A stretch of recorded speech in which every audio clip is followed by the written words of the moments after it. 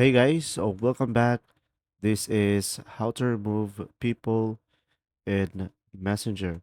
So, first thing is you could just simply go ahead and open up the Messenger application into your device. And now, over here, you would just simply go ahead and select the person that you want to remove.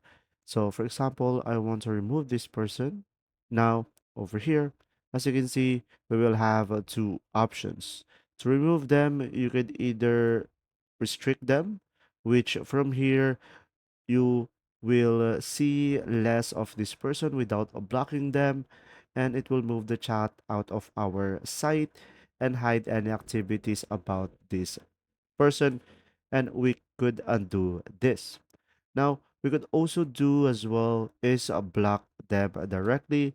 So from here it will unfriend them on your Facebook, and from here they will not be able to contact you anymore.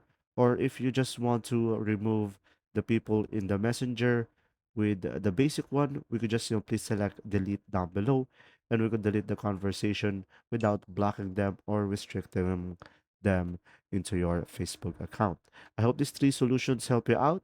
If you found this video helpful, please like and subscribe.